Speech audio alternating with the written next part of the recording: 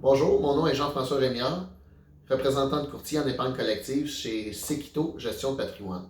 On est lundi le 16 mars et je voulais faire une revue des marchés de la semaine dernière qui a été très volatile.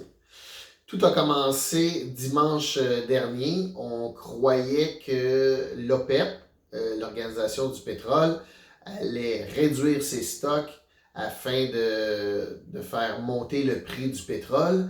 Et à la dernière minute, et à la surprise des analystes, on a eu la Russie n'a pas voulu embarquer dans cette stratégie-là. Et l'Arabie Saoudite, au lieu de diminuer ses stocks, a décidé d'augmenter ses stocks. Alors, ce qui a créé une énorme surprise et fait chuter le prix du pétrole lundi matin. On a eu une journée très mauvaise en bourse, autour de 10%. Ça a créé vraiment de la panique, évidemment, combiné à toute l'incertitude reliée au COVID-19. Mardi a été une journée un peu plus calme en rebond. On a eu un rebond d'à peu près 5% du marché. Et mercredi, c'est retombé. Encore une mauvaise journée en bourse. Mercredi soir, on a vu le président Trump faire une annonce à la télévision nationale.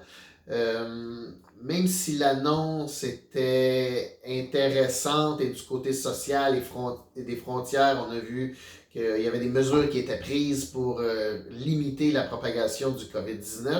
Le marché s'attendait également à des stimuli au niveau fiscal afin de soutenir l'économie. Et comme rien n'avait été mentionné, jeudi a été une journée catastrophique. On veut pas non plus être alarmiste, mais c'était vraiment une mauvaise journée. Je ne ferai pas exprès pour dire que ça a été une bonne journée. Mais plusieurs choses sont arrivées jeudi. Un, l'incertitude toujours face au COVID-19.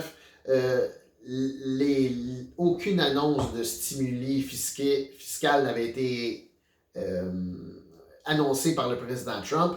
Et comme on était entré en territoire bear market, territoire baissier, qui signifie que on a chuté de plus de 20% face au dernier sommet.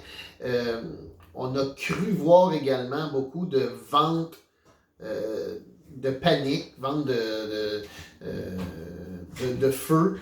Tous les titres se sont fait vendre, les bons titres comme les mauvais titres. On a vu même l'or qui a chuté.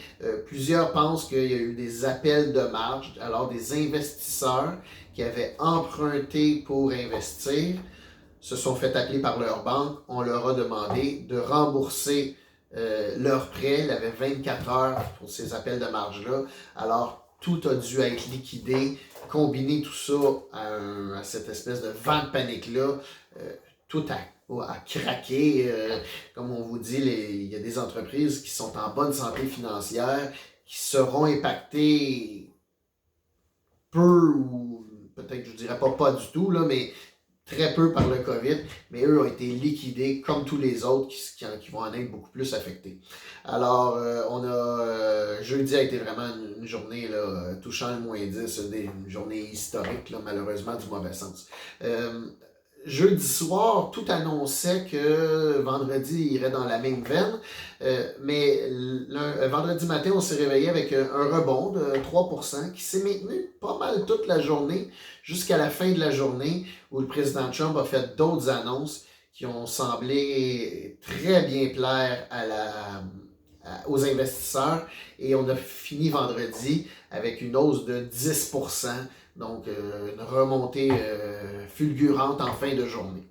Le week-end s'est passé. Là, la Banque centrale américaine, la Fed, a descendu les taux planchers entre 0% et 0,25%. Donc, les taux d'intérêt là, du taux directeur sont très, très bas.